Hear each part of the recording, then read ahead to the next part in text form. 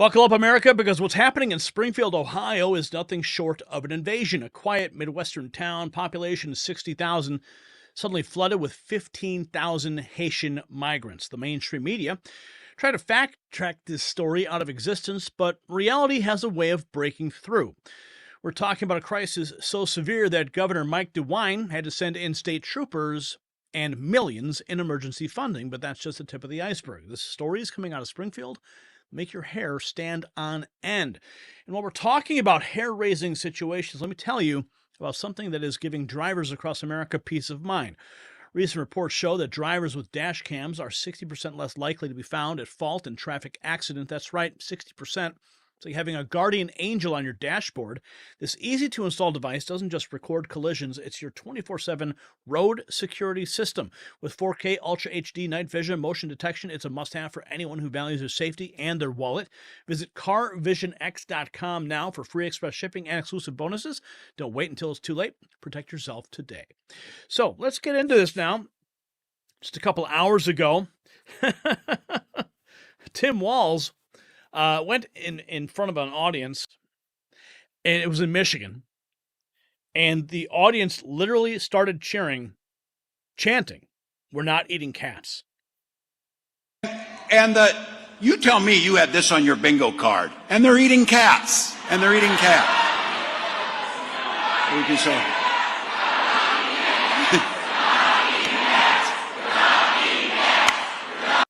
We're not eating cats. Springfield officials providing an update now. There was a bomb threat at multiple facilities Thursday morning. Listen to this. I want to thank all of you for being here today, and I want to thank you for your patience. I'd like to reiterate that today we will not be taking any questions.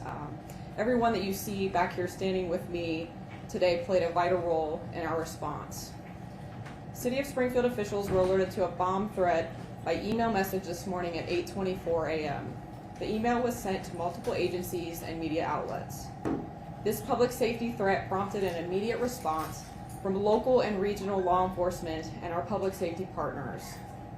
We take all threats to public safety seriously, and our primary concern was the safety and well-being of all community members.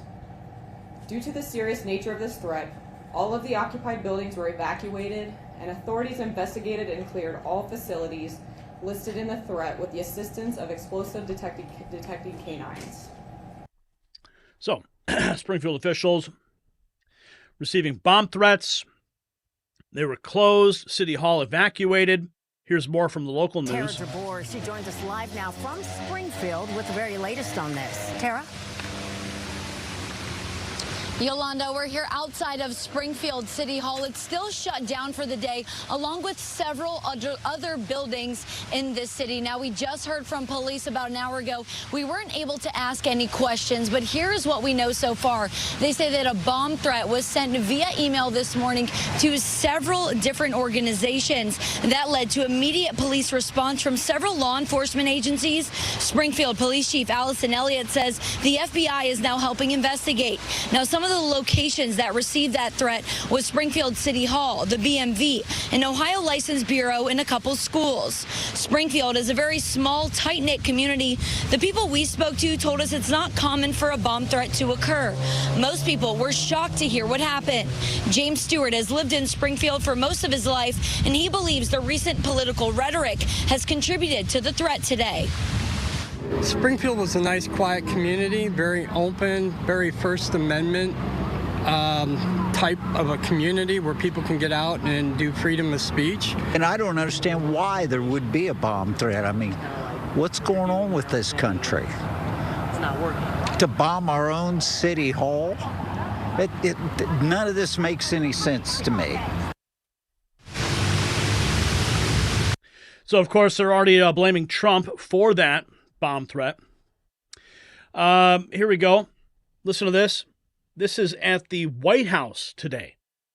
Ohio. During the debate, Trump spread false claims and lies about immigrants eating pets in Springfield, Ohio. The city manager disputed those false claims, and today, City Hall was evacuated after a bomb threat was sent to city agencies and media outlets. Does President Biden believe Trump's words and rhetoric contributed to those threats today? So look, I want to be super mindful. We are aware of the Listen to that question. reports of a bombing threat, as you just stated, in Springfield, Ohio. At City Hall, local police obviously is investigating the situation, and we encourage everyone to follow the public safety guidance. I don't want to speculate from here the source of the bomb threat, but I do want to take a step back. I think it's important that all of us take a step back here and just lean on the facts here. The Springfield, Ohio Police Department has debunked this very bizarre and very hateful smear that's out there. It is what is happening here is an attempt to tear apart communities and disrespect. Let's not forget also disrespecting law enforcement. And that is the opposite of what our country deserves. It is undignified and an insult to all of us as Americans, not just one community, but to all of us as Americans. And it is spreading filth that makes the lives of the communities that are being smeared here, it puts their lives in danger. It puts their lives in danger. But what are the people really saying on the ground there? What are they actually saying? I mean, here we got Al Sharpton. Oh, goodness. It is frightening to us. I'm here in Washington today at our National Action Network office, and yesterday was in the New York office meeting with Haitian leaders by Zoom, that there's genuine concern about where this could go, including some violence. When you're telling people, here we go, from a former president of the United States giving credibility to this outright lie, this hallucination that there are Haitian immigrants. Let's not forget it. They're not just saying immigrants. They're being specific. Haitian immigrants that are eating your animals, your pets, your cats, your dogs. You're setting up for somebody to do something that is horrific at worst. And he continues. He goes on and on and on. And, of course, there was this wonderful meme. Someone made this. Eat the cat. They're eating the dogs. They're eating the cats. Eat the cat. Eat the cat. They're eating the dogs. They're eating the cats. Eat the cat. Eat the cat. They're eating the cats. Yes. The internet is a wonderful place, isn't it? Let me get into this point. Here's one person. Listen to this. Not funny. You're not going to hear this on MSNBC or from the White House podium. Ain't no joke, it's not funny. I really do not feel fucking safe here, bro. Like, everyone on TikTok, on Facebook, making these jokes to get everything's fucking funny. Like, imagine you being homeless for a whole fucking year for no fucking reason. Like, what the fuck? This shit is not fun. This shit is not cool, bro. They really out here decapitating animals and y'all are making jokes out of it. Imagine if you went outside and you saw your dog's head decapitated on the fucking ground. Like, why are y'all thinking this shit's a joke? It's not a joke. I don't feel comfortable walking anywhere. Like, what the fuck? I should be able to feel safe in my own city. Everybody's fucking homeless out here. Ain't shit but fucking scary ass Haitians just lurking and creeping and shit. Y'all thinking this shit's motherfucking funny like he making this shit up. It's not made up, bro. This shit is real life. This shit is really affecting me. Like, what the fuck? Wow. Okay. So, I mean, you can see the passion there and the fear that young woman has. And that she posted that to TikTok. That's just one person. Here we go. David Harris Jr. They fact-checked Donald Trump for this during the debate. I wish the media would just do its job. Police audio report confirm Haitian goose hunting in Ohio. Listen to this. My orientation. Clark County Communications. Yes, ma'am. I got a question. This is a non-emergency line, correct? Yes, it is. Okay. I'm sitting here. I'm riding on the trail going to my orientation for my job today. And I see a group of Haitian people. There was about 4 of them. They all had geese in their hand. They got away. I couldn't make out the first 3 of the license plate, but I got the numbers. The last numbers was 9898, and it was a gray Toyota Tacoma they took off on. There was about 4 of them. There was 2 men, 2 women. I couldn't tell the age because I'm in a hurry going to this orientation, so I don't be late. What direction did they go? They went up towards the middle of towards downtown. Okay, and what path are you on? Right now, hold on just a second. I'm coming to the intersection of. Give me a second here. It says Water and Warder Street. Water and Warder. Is that the area you saw them? Yes. It was about 2 minutes back behind me. I was trying to get my phone out and trying to make it to this orientation on time. I'm time crunching here. And I saw that. I'm like, yeah, this has got to be reported. So how many geese did they have? They each had one.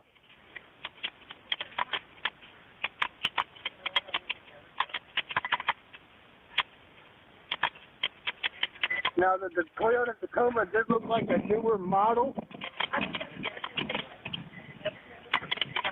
And what's your name, sir? My name is... It's hot out here today. I'm sorry, what's your last name again? Your phone number is that...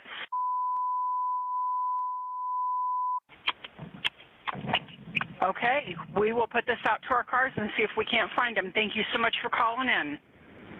You're welcome, and if I happen to see them again, I'll try to give you a call back and get a better license plate for you. There you go. There's a police call. Walking off with geese in their hands. It's not just in Springfield.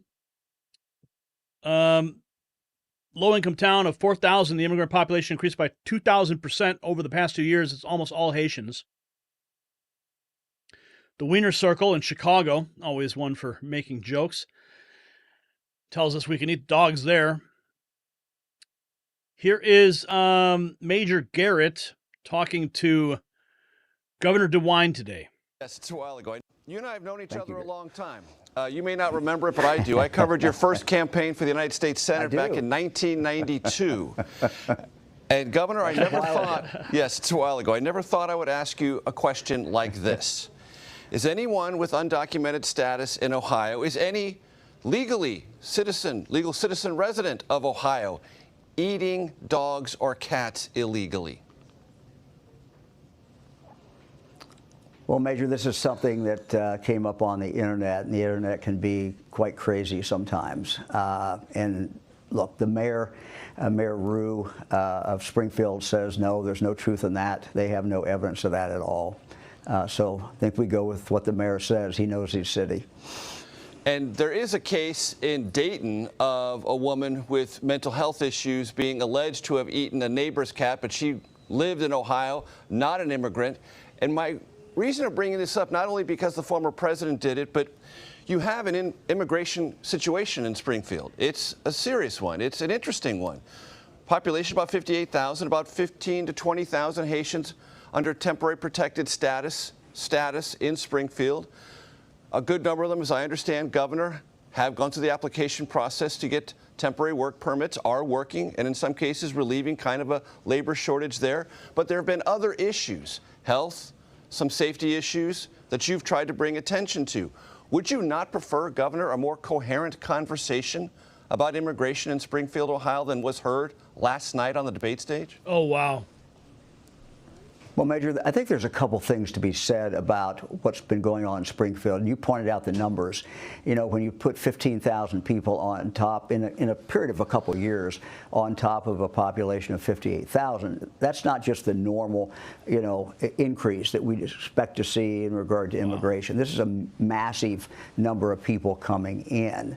And I think it raises a couple of questions. For us in Ohio, we're seeing a couple major challenges to go with this. And you're right, these Haitians came in here to work because there were jobs, and they have filled a lot of jobs. And if you talk to the employers, they've done a very, very good job, and they work very, very hard.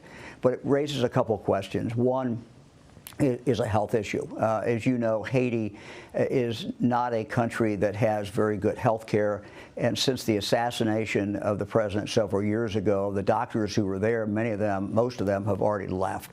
So you've got people coming in from a country that don't really have good health care. And so it raises issues about getting them vaccinated, getting their children vaccinated. So it's put a real pressure on primary care. And so what we announced yesterday was, we're going to try to take some federal dollars if they're eligible. If they're not, we're going to have to spend it ourselves and put about $2.5 million in, to assist the local community to expand that primary health care. The other problem is driving. Again, Haiti is not a country that many people don't drive at all. There aren't that many cars per capita. And people who do drive, the laws in Haiti are very, very different than they are in the United States. My wife, friend, I've been in Haiti a number of times, and driving is just very, very different. So the challenge is to get driver's training for these individuals so that when they do go on the road, they will be safe. And they won't be flipping cars, right? Of course, that is what we're hearing from people on the ground there. That's exactly what's happening. And, of course, Dana Bash weighs in. People of color are eating your pets. That's racism. Coming up, Americans weigh. There you go. Of course, that's exactly what it is. And in case you missed this, here's Eric Swalwell melting down over the memes. And what in the hell is this? The chairman tweets, "Protect our ducks and kittens in Ohio," because he goes down some crazy rabbit hole, completely debunked that aliens are eating pets. My God, are you okay, Mr. Chairman? Because last year, for a very long time, you tweeted and promoted Kanye West as he was calling for genocide against the Jews, and you kept it up. And now, when we have victims coming here, you're tweeting this nonsense. I don't know why you would do this. I hope you're okay. I don't know if the aliens who are eating your ducks are in the room with us right now, but Mr. Chairman, this is a serious issue. These people have loved ones who have been lost. Wow, Eric Swalwell does not know how to digest a meme. And as I brought up yesterday, Springfield, Ohio is now called Little Haiti. Here is, okay, we just played that clip for you guys. Here's something interesting from Drew Hernandez. He posted this 2 days ago. He says he's been to Haiti on mission trips. He's been to some of the hardest villages and communities in the nation where thousands of people share a tiny well of water for a month. He says, "I'll never forget my first night when the clock struck midnight. Out of nowhere, you hear an uprising of thousands of people, the entire city all around you chanting and screaming, led by about 4 or 5 witch doctors throughout the city. From 12 p.m. to 4 a.m., they sacrifice animals, and they also eat them to survive." He could hear cats, dogs, pigs, you name it, all screaming, being slaughtered throughout the night. So to hear reports of Haitians doing this kind of stuff in Ohio is absolutely no surprise to me. That's Drew Hernandez posting that just 2 days ago when all this started breaking. And the city of Springfield, Ohio informed the U.S. government they could not meet the demands of the Haitians who have overrun their city. Instead of contacting, this is really curious, instead of contacting their own senator, J.D. Vance, they contacted a senator from another state. Why would they do that? Absolutely bizarre. Ohio Governor Mike DeWine sending $2.5 million in state troopers to Springfield after illegal migrants take over. But wait, I thought the media said the town's migrant crisis was fake news. Let's take a look at some of this. Here's some of the car accidents that are being presented all over social media. Because, as you heard the governor say, they don't know how to drive in Haiti. And apparently they don't know how to drive in Springfield, Ohio either. Now, the state troopers are being called in. Millions of dollars are being redirected. Listen to this guy. Bunch of cats. We've lost a whole bunch of cats. There was a van pulled over that had over 100 cats in it with the Haitians. They said they was eating them. Actually? Yeah. Not fake news. Not fake news. So a van was collecting cats and eating them. I watched it happen, yeah. Watched them get pulled over with the cats and admit to the police that they was eating them. You're not joshing with me. No, I'm almost 50 years old, buddy. I don't, no. You don't mess around. So, what do you guys think? Huh? So, what's happening in Springfield isn't just a local issue. It's a glimpse into America's future if we don't act now. The Biden administration has opened the floodgates, and small-town America is drowning. But here's the real kicker. While the media was busy fact-checking Trump during his debate comments, they missed the real story. Citizens are rising up. They're demanding action and exposing the truth. It's not just about Springfield anymore. It's about every town in America. The question is, are we going to let it happen to us?